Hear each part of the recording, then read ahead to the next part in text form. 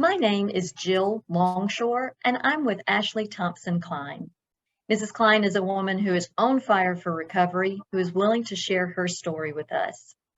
For those watching, as you listen to Mrs. Cline, I encourage you to think of words that describe her at the different points in her life.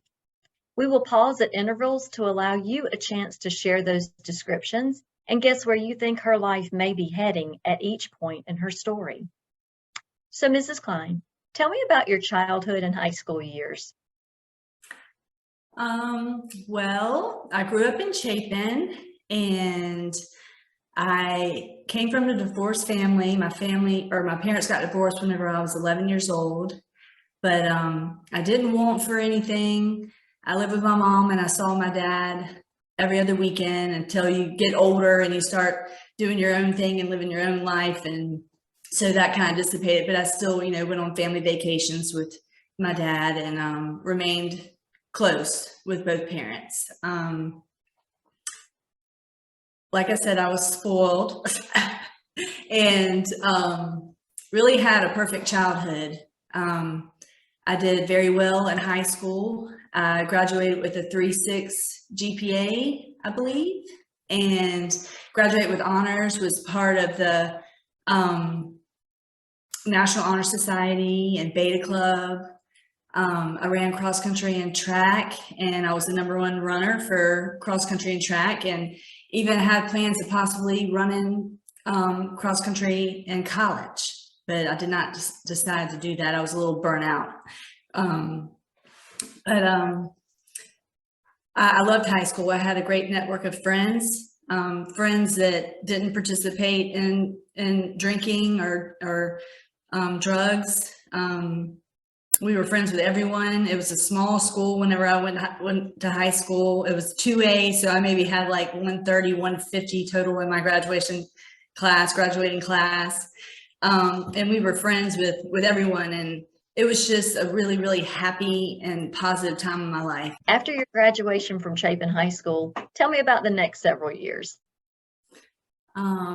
Well, I graduated from Chapin, and I was accepted to the College of Charleston. I was very excited. I decided not to run cross country and decided to focus on my education. And I had plans of majoring in international business and doing a Spanish minor. High hopes and aspirations, shall we say. It started off really well. I did very well for my first and into my second year of college. I even was able to do a student program and travel to Cuba, and I lived there for a month studying Spanish. And it was a really awesome experience, and I was lucky to be chosen because normally the higher classes like junior and seniors were being able to be picked first, but I was in my sophomore year and I got chosen for how good my grades were and how well I was doing in school. And then I started to drink alcohol. I had experimented with alcohol, but it wasn't anything that I did on a regular basis. And when I had moved away from home and had more freedom, and then my friends, there were still really good, positive friends of mine.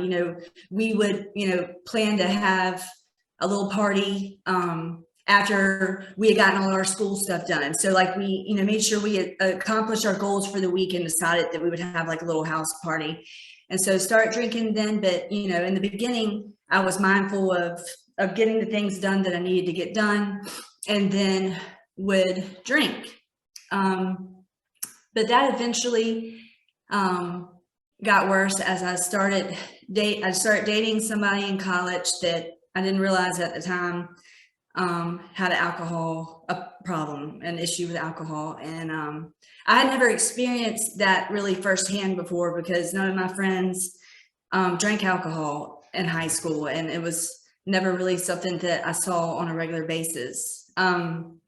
So that got out of hand. I started drinking a lot more with him, and that turned into a very toxic relationship. I started partying more and going out to the bars and letting my schooling not be a priority. And I ended up leaving college. My grades started to fall. My parents were upset with me, and they decided that I should move home. And at this point in college too, at some of the parties, or with new friends that I started to hang out with, I did get introduced to cocaine, and I had tried it at a party and liked it. But at that point, that was not something that was a regular thing for me either. And so I moved back home with my mom. Well, actually, my dad came to get me, and I went and stayed with my dad for like a week or two. And then I moved back home with my mom.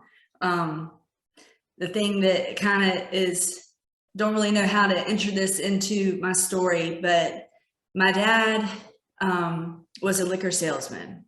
And so I knew of alcohol, and my dad was a traveling salesman. So he was always gone, and it was always just me and my mom growing up, even when my parents were married. And so my dad would come home on the weekends, and I could just tell that their relationship was divided. And so my dad was very familiar with alcohol, and I had learned early on that the reason why my parents got divorced was due to my dad's kind of party like lifestyle. He apparently drank too much, and he also used cocaine. And that was something that my mom was not going to put up with. And my mom did not want me around. I never witnessed that as a child, and did not know that these were issues that I would face later on in my life. So my dad got me took me from college, and then I went back to stay with my mom. And then at this time, my grandmother had recently been placed in Beaufort, South Carolina. That's where my dad lived. And so I had the brilliant idea of moving from home and moving to Beaufort. And the beach, and I love the beach, and I can help take care of my grandmother. And I just had all these great ideas, and I had good intentions, but that didn't work out as planned. I moved to Beaufort, and I was like, well, I need to get a job, and I'll serve some tables. And then I got involved with serving tables and decided to start bartending. And I live with my grandmother. And so as I started to get familiar with the bar scene in Beaufort through being a bartender, I noticed that my father would frequent those bars. And so it came to light what my mom had told me when I was 11, when I was asking questions to why my parents were getting divorced. And so then I start to, it doesn't take long for people to start circulating and finding out who does what. And I found out that my dad was still using cocaine, and I started to do those things with my dad and my stepmom, actually. And so I had not realized that I had the disease of addiction, or the gene of addiction, and predisposed in my family. And somewhere along that line, it switched. The switch went off, and I started to lose control of my life. I started drinking all the time. If I had a bartending shift, most of my bartending shifts were in the evening, and I'd work till I wouldn't get home until 4 a.m. So I'd be drinking all night with my customers and doing cocaine, and then it'd be the same thing the next night. So it was just fueling my addiction, fueling that gene that was already inside of me, and changing my whole way of thinking. Even if I had a lunchtime shift, even when I went in at like 10 a.m., I was drinking, but not long after that, I was definitely like morning drinking all the way out, through the day. So it got to the point where it was a constant in my life. So leaving work, I decided to go get some cocaine across town. And now, mind you, I just moved to Beaufort, South Carolina, and I was not familiar with the area. And so on my way back through town, I was speeding and I got pulled over, and I got my first DUI in 2006. And I got busted with cocaine. But since I had never been in any trouble before, I was able to use the PTI, the pretrial intervention. And so that kind of just swept that under the rug. And I was just thinking, well, it's normal for all 26-year-olds to have a DUI or get caught drinking and driving. That's what everybody does, and that's definitely not true. So my mom got involved and my stepfather. And the funny thing is, it's still very odd to me, but my dad and my stepfather joined together and decided to go through probate court to, I guess you would say, involuntarily commit me. So I would have no choice but to do some sort of treatment. I was very angry. I thought to myself, well, wow, you were just drinking in the bar with me, Dad, like last week, and now you're trying to sign me up for these classes. So they decided to do outpatient treatment, and I went 1 or 2 times and tested positive for alcohol and was like, I'm not doing this. And so then I kind of didn't realize what a court order was. I'd never been in too much trouble, so I didn't realize, like, when the judge tells you that you got to do something, you got to do it. So since I didn't finish my outpatient, they decided I should go to inpatient. So I went to Morris Village, which is located in Columbia, South Carolina. And I went to Morris Village, and I learned a lot about substance use and how certain drugs affect you and your body as a whole, your brain, how long it takes for you to heal after depending on how long you've used this substance. And so it planted the seed, but I was still very angry and could not believe that I was in this inpatient facility. So after I did my 28 days or so, I left and I started on the same path. I was supposed to start my outpatient. It was still a requirement of my court order, but I didn't find it important. So they sent me back to Morris Village for a second time. So at this point in time, I learned all the same information again. And I was like, maybe they're right. Maybe I do need to make some changes, and maybe this is, nothing has come good of this, so far. So let's try to make some changes. And then also, I have to be honest here and totally transparent. I still had a court order to fulfill. So I was going to fulfill that court order. They weren't sending me back a third time.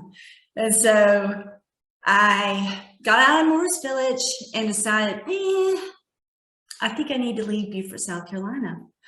And so I went back to back with my mom in Chapin or Little Mountain. And I started going to the Lorettac, which is in Columbia. And I finally completed my outpatient treatment there. And I did very well. I had longer periods of time of sobriety, which is being totally abstinent from drugs or alcohol. And my life was improving. I got involved in AA, which is Alcoholics Anonymous, which is a recovery program, a 12-step program. And I connected with other people that struggled with the same issues as me. And I was really making progress.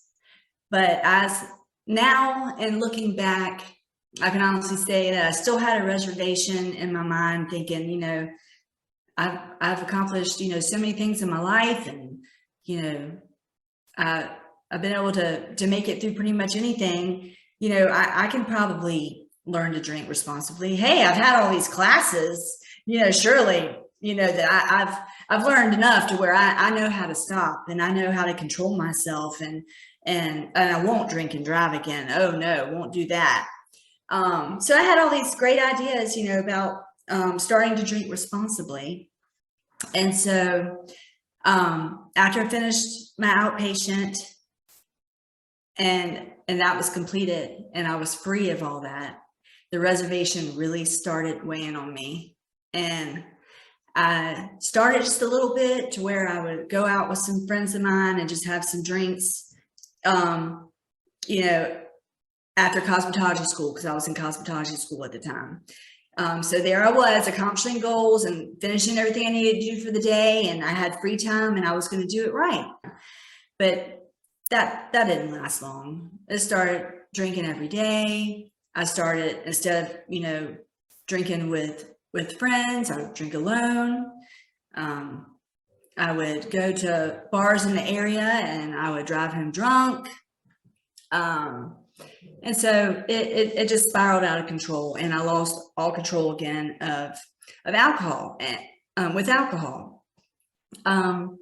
So I didn't have any cocaine connects in my hometown, which is a good thing.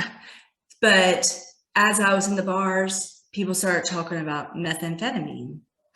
And I was like, methamphetamine, I've heard of that, but like, I don't even know what that is. And they're like, well, that's like cocaine times 100. It's great. You'll be up for days. And I was like, well, I need to drive home. And that's what I'm worried about at the moment in time.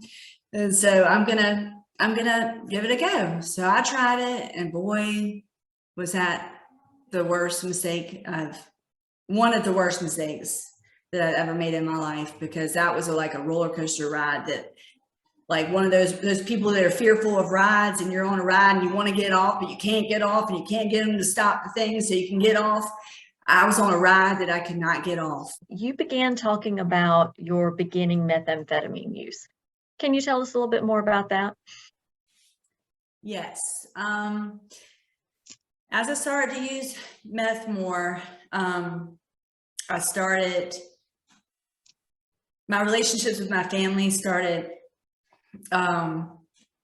we started separating from each other. I would spend less time at home. I wouldn't talk to my mom as much. I would stay gone for days. I started to lose a lot of weight. I started just looking sickly, but I didn't think that anybody could tell. It just kind of took hold of me.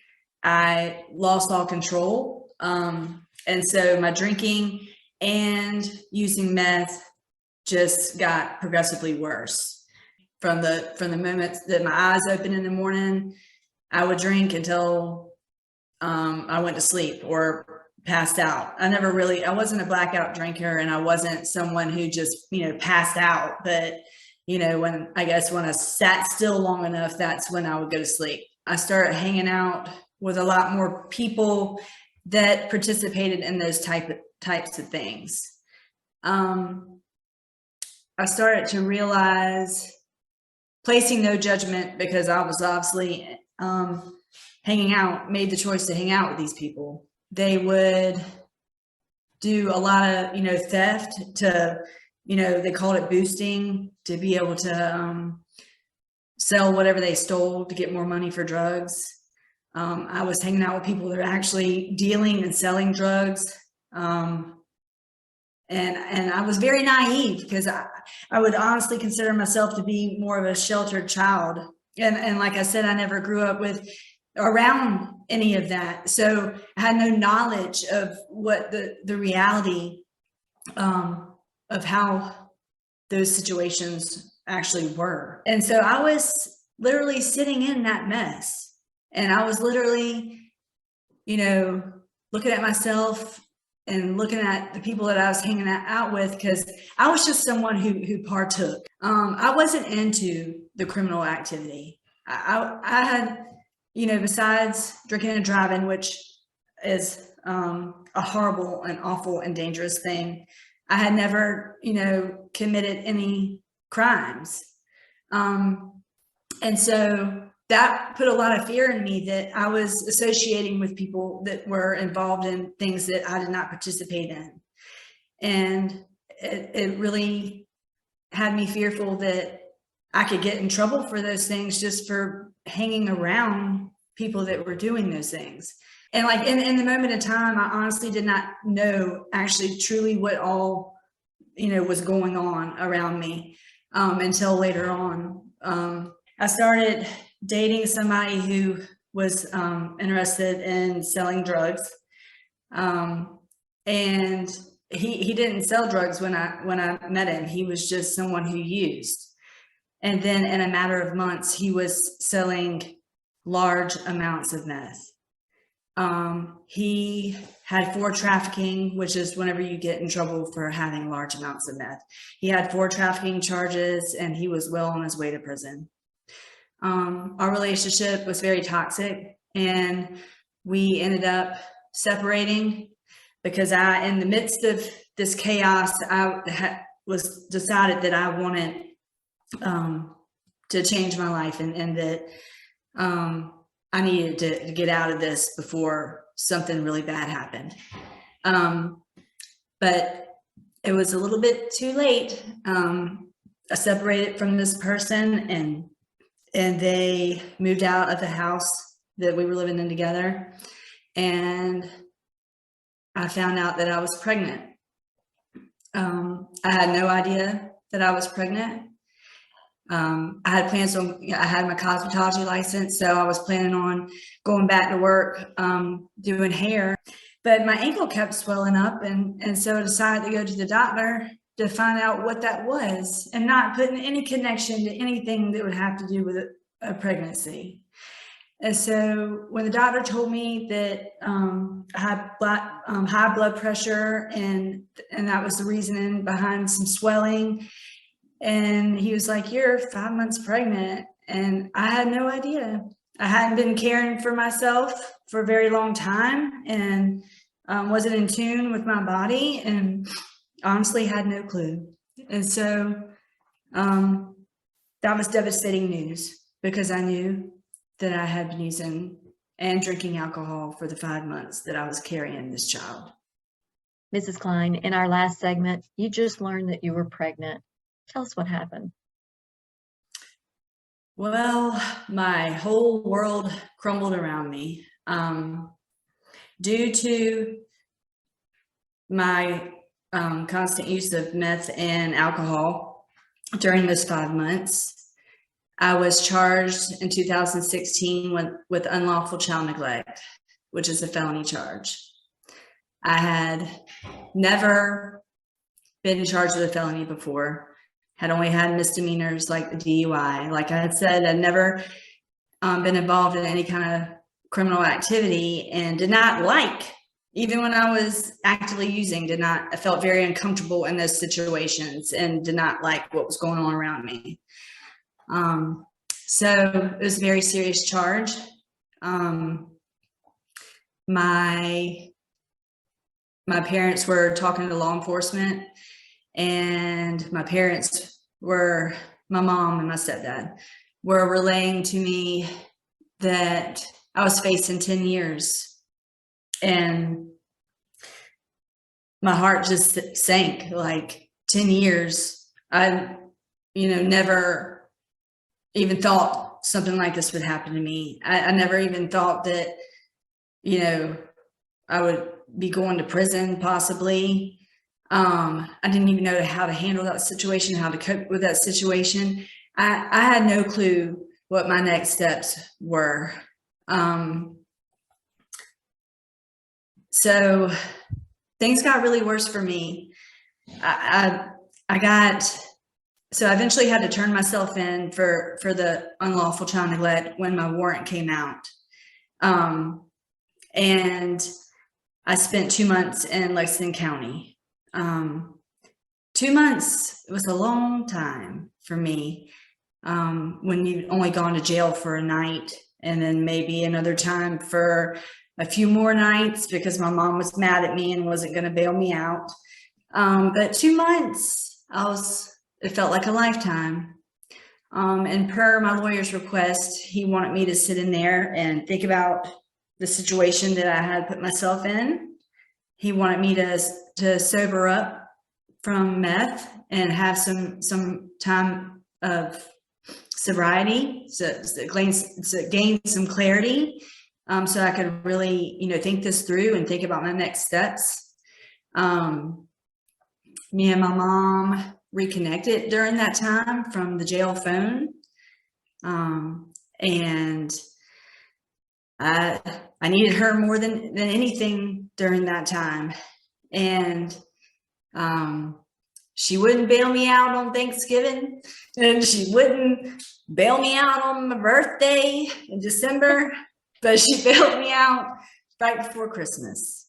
So I got to come home for Christmas, and that was a really happy time and a happy Christmas, but I still was terrified.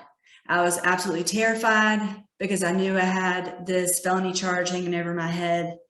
And when I got out, I have to be honest, I did start drinking again pretty immediately.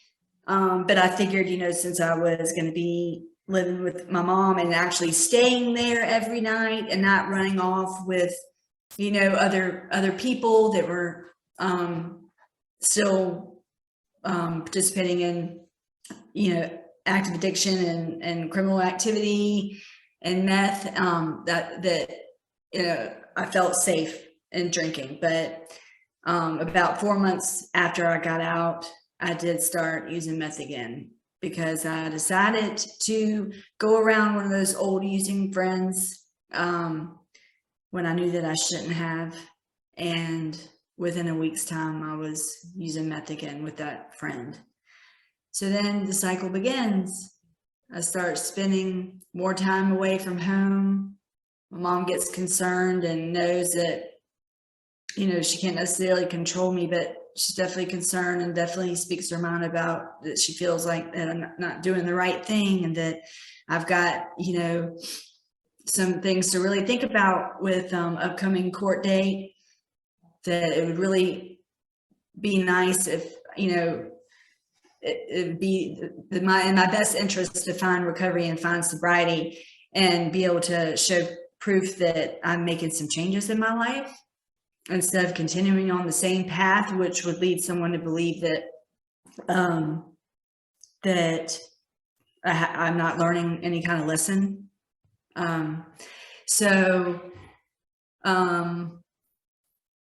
then it was about, so my charge came out in 2016 and my court date was not until 2018. And during that time was the worst that I ever been because I was terrified of what I was facing, and I had a lot of fear and no coping skills and no way to manage the stress that I was, having to endure. And I had a lot of guilt and shame from what had happened. And I knew that I was not living right. I knew I was not doing the right thing. And I also was addicted to alcohol and meth. So that combination was, caused me nothing but devastation. In 2018, I had my court date, and I didn't show up to my first court date or to the initial sentencing, which was the most important court date out of all the court dates because I had roll call every month for over a year. And I missed my court date because I was terrified and I didn't think that I was going to walk out of that courtroom. And I did not want to go to prison. And that was definitely on the table. I could either get probation or I could get prison, and it was totally solely up to the judge. And since I knew that I had not made any changes in my life and that I was still continuing on the same path, that it was not looking good for me. So, Mrs. Cline, when you did receive your sentence, what was it and where did that lead you? Well, since I missed the original court date, I had a bench warrant, and so they picked me up and I sat in Lexington County again for 2 weeks until they could schedule my next court hearing. And when I went to court, I was sentenced to 8 years total, which is only 2 years shy of the maximum sentence of 10 years. My mom and my stepdad were in the courtroom, and when they said 8 years, my heart just dropped, because I could barely do 2 months in county jail, much less 8 years in prison. And you see all the movies about prison, and I just was terrified. My whole heart dropped, and I went to look back at my mom, and the look on her face was just devastating.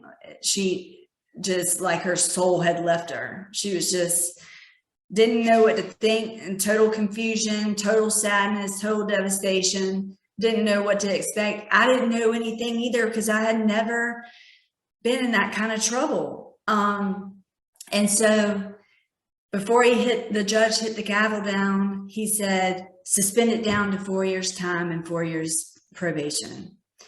And so that together makes my 8 year sentence. But still, I was like, 4 years is a lot of time. I mean, you graduate from high school and college in 4 years. A lot happens in 4 years. And so it's like, oh my. But I ended up having to do what I had to do. I first went to Leith, which is the maximum security prison for women. And, at that point in time, I guess I knew I had to adapt. I knew I had to do this. And I decided that I was gonna make the best of this. I was gonna make the best of a horrible situation, a horrible time. This was it. I had finally been sentenced. The worry was over about what was gonna happen. My outcome was laid out for me, and it's time to do this and time to get through it. At this point, I had no choice. And in a sense, that's what I needed. I needed to know what was gonna happen. So when I walked into prison, it was very, very different. It was a lot of what I expected and a lot of what I didn't expect. And so it was a whole mixture of mixed emotions. But so from receiving, where you have to sit in there for about 35 days, and they do like a physical on you and some blood work, and kind of like under observation for a little bit before they release you into the public, like the yard where other people are roaming around the prison. Well, I started writing from receiving, requesting that I be in the ATU program, which is the addictions treatment unit, and it's a recovery program. And it's, I knew that it would definitely help me, since I struggled with addiction and substance use. So I started writing. And 2 weeks after I was at Leith, they came to get me like in the evening and told me to pack up my stuff. And like, they don't really give you much explanation. They don't owe you much explanation. And so I was like, what? I'm getting packed up. Where am I going? And they really aren't supposed to tell you, but I kind of got the hint that I knew that I was going to be going to the ATU unit, and just to be ready. And because I had already put so much effort in trying to get there. So it wasn't too much of a surprise, but so I went to Camille, which is closer to home off of Broad River Road, and that's where our ATU unit is for the women's prison.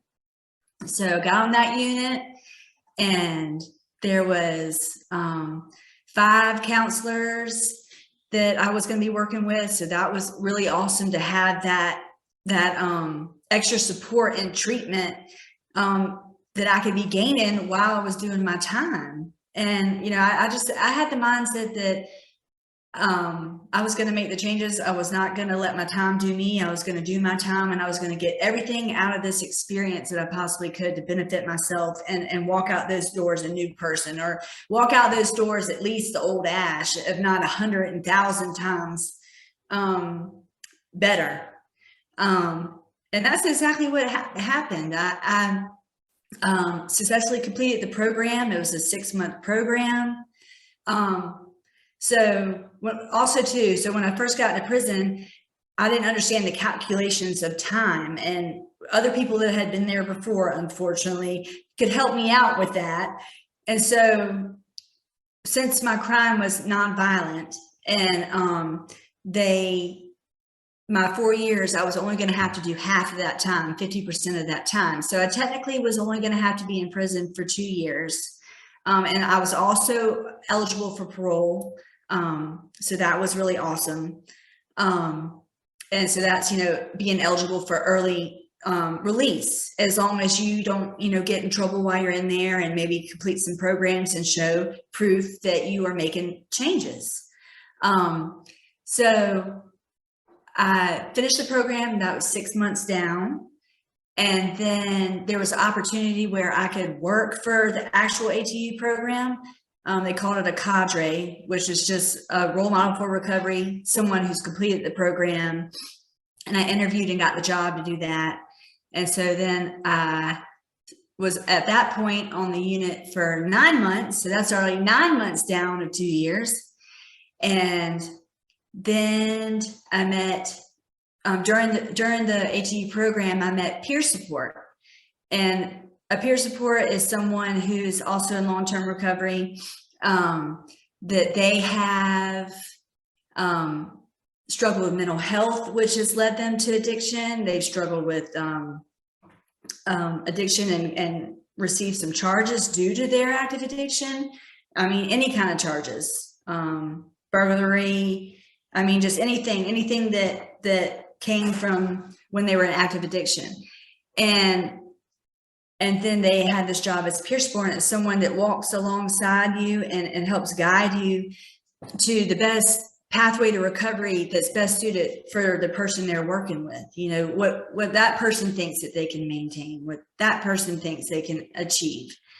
And I thought it was really cool, because I was like, wait a minute. So you have, you know, these charges, and you're able to, you know, you've been incarcerated before, and you're able to come in and out of the prison system and come in and help us and tell us your story. And it was just somebody I could relate to. And I was just like, wow, you know, and, you know, they have felonies and they have this job, and they're working in SEDC along with DEODIS, which is the South Carolina State Authority for Drug and Alcohol. And so it's a major big deal to be working for DEODIS and then SCDC. I was just like, these are big names, and whoa. And so that changed everything for me when I had a peer support working with me. And it just strengthened my recovery even more. And I could relate to them, and I knew they understood me. And it was just amazing. It was like a huge turning point in everything for me, even in prison when things were already starting to go well for me, and progress was happening. I became happy in prison. I mean, I was able to talk to my mom every weekend. My mom came to see me. I mean, I got to talk to my mom every night, and my mom got to come see me every weekend. My mom and I's relationship was the best it had been in years, and I was locked up, you know? And it was just wild to me that something so devastating and traumatic, you know, such a real struggle for such a long time for me, you know, landed me in prison, and then to have all these beautiful things happen from such a difficult time in my life. And so they offered a peer support program to where you become what these peer supports that were doing for me as an inmate in prison. They offered a program to where I could become a peer support. And I was like, my dreams are coming true because I already had my mind set on that.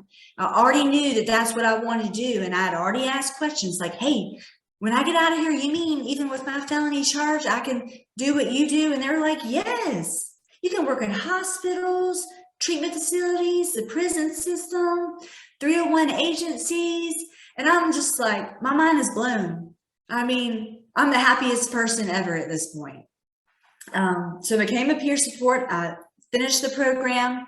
I graduated from the first women's program available in the prison system. There's other ones that have been happening ever since 2019.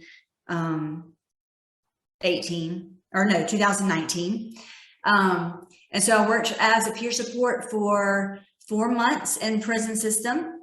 And then my parole date came up. And of course, I made parole after all the wonderful things that I was doing in prison. And I was released July 19th of 2019.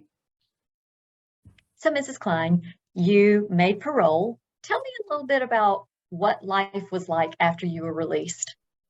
You know, I'd been in there for a total of 17 months, and I had, made parole. So I got to be released 4 months before my actual sentence, the 2 years would have ended.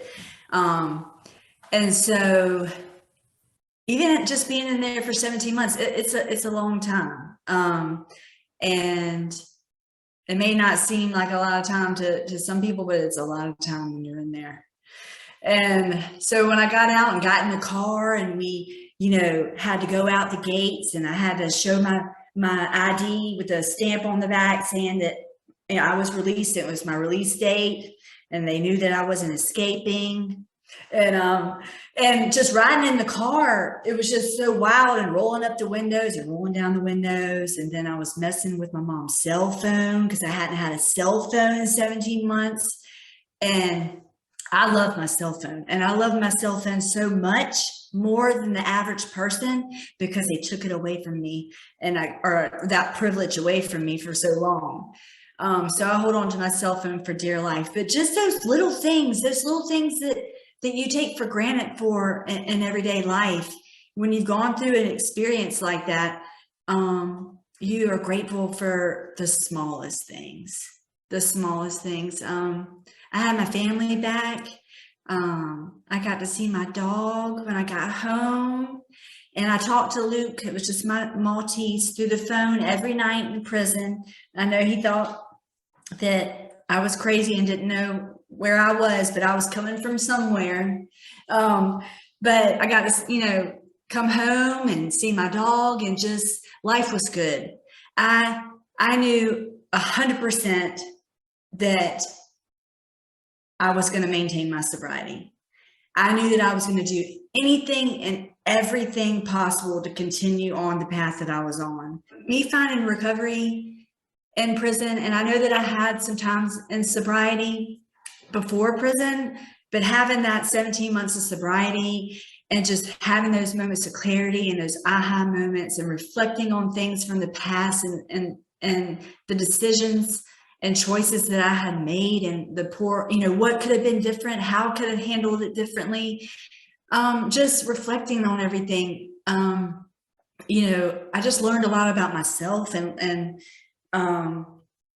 just had a new appreciation for life. And I was gonna keep pushing forward with full force. And I have such a passion for recovery, and I have my eyes set on being a peer support. So I already had my certification. And so I wanted to get, acclimated to society again and just get my bearings. And I got immediately involved back in AA, and they did bring AA and NA, which is Narcotics Anonymous, into the prison system once a week for a meeting on our recovery unit, on the ATU unit. But I got out, and I was able to go to AA several times a week and start rebuilding my network and connections in recovery. I spent time with my family, got to eat all the good food. I had to go right over to probation as soon as I got out. We did it that day. and to check in with my parole officer. So 3 months had passed, and I was like, I'm ready to start working. I'm ready to start occupying my time. I've got acclimated. I'm happy to be home. And I was very, very particular who I spent my time with. I did not reconnect with any of those old Houston friends, but I did know that they were still participating in that old lifestyle that I had absolutely zero interest in. So I said I wanted to start going back to work. I wanted to start applying for jobs, and my peer support that worked with me in the prison system connected with me on the outside of prison, which they are allowed to do. They carry you through all the walks of your recovery, all the way through until you feel stabilized. And I could still reach out to him today if I needed something. And it's been, 3 years since I've been out. So he helped me build a resume, and he helped me fill out applications and kind of set up an email and get a little knowledge of technology on the computer, because I had absolutely no clue. So I had help and support, and I got through it, and I applied to Westview Behavioral Health. And I was very nervous and excited because I'd never been in a professional environment or applying for a professional position. And I really felt confident in the first interview. I really honestly did. I was really like, whoa, I think I might actually get this. What is going on here? And so then I got called back for the second interview, and we did some role playing, pretending, like I was the peer support and dealing with the client, and I rocked that too. And I just was really confident about the whole process. And then I ended up getting hired. And I started working at Westview Behavioral Health in Newberry in October. So I was released in July and started working in October, working as the peer support with my certificate that I got when I was in prison.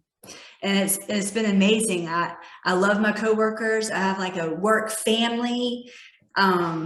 It's just everything that I've ever wanted. I feel accomplished. I'm proud of myself. I feel like I'm making a difference. I love helping other people that have had the same struggles as me, and watching them transform and letting them know that, it isn't always easy, but it's worth it. It is the best life ever. I am the happiest that I've ever been in my life, and I love my job, and still maintain recovery ever since. I'm coming up on 5 years in January of continuous sobriety. So although prison was a very, very hard thing, and something that I highly don't recommend at all. If you can stop for that point, I recommend that. But I made the best out of it, and it made me who I am today, and it reinforces the type of life that I want to live, and who I want to be. And I'm very happy. We were talking about some of the many changes that have happened in your life, especially through work. Tell me a little bit more about what has changed in your personal life and where you are today. Well, I'm still working at Westview Behavioral Health, still have a job, still employed, still loving what I do. I also am about to be off probation this October. Of course, I've done everything that I'm supposed to do, had great relationships with my probation officers, because I went from parole to probation. And I've established great relationships with my probation officers. They've been nothing but supportive and wanted the best for me. And have kept me accountable and checking in every 3 months for the last however many years. Woo! But I got early termination for doing so well on probation, and I will be off the end of this month. So that is an amazing feeling. When I got out of prison, I swore off men, and I swore that I'm focusing on Ashleigh. It's all about Ash, all about Ash. I went to prison. I've changed my life. I'm in recovery. I want to get a job and save some money and be self-sufficient and be able to pay back all the lawyer fees that my mom has paid for me. I just want to take care of the important things. And so I had no plans of starting a relationship. And about 4 months after my release, I guess it probably took maybe a month or two that I got back on Facebook, but I cleaned out my friend list and I started liking all kinds of treatment facilities and any kind of NA or AA meeting lists and just anything recovery and people, any kind of recovery thing. My whole Facebook was nothing but recovery. Well, I had some friends of mine that reached out to me that I hadn't seen in some time. It was like, I'm in recovery too. And I was like, what? That's so cool. And so I started finding out that, like, hey, recovery is the end thing. It's not going out and partying. Like, you can live a happy, full, sober life, and recovery is the new end thing. That's what you should be doing.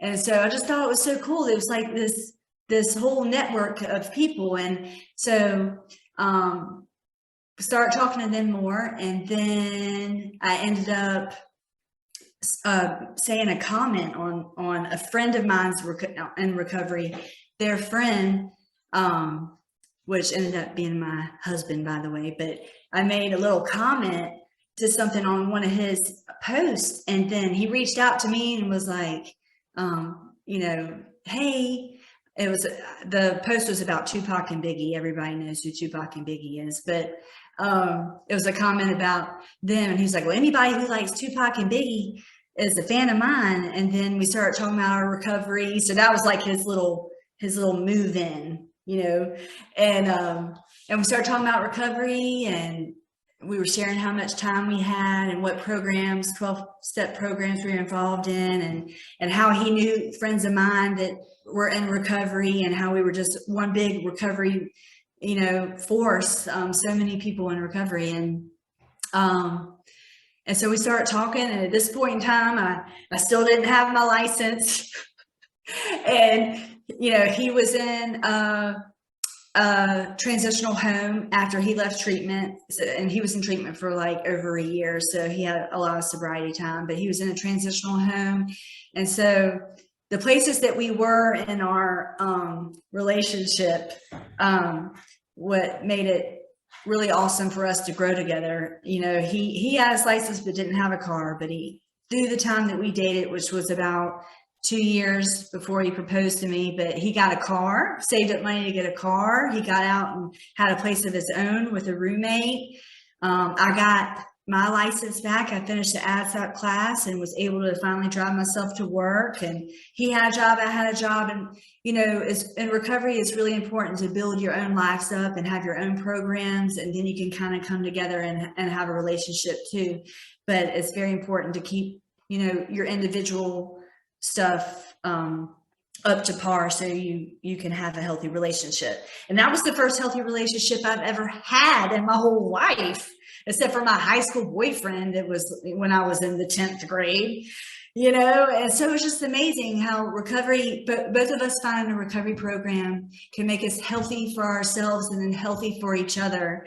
And then we came together, and he proposed to me in a pumpkin patch, October 3rd of 2021. And then we got married just this past June, and it's been awesome. We are wonderful together. He's still active in recovery. I'm active in my recovery. We try to do anything we can. We share our stories. We go help at family meetings, with family members that are struggling with some of their loved ones that are in substance use. We're just actively involved in the community, and it's just a really happy time. I never thought that anybody would want to marry me and be with me for life. That was pretty frightening at one point in time. So it's been great. Life is great. Thank you so much, Mrs. Cline, for sharing your story with me and with anyone else who may see this. You are the best. Thank you.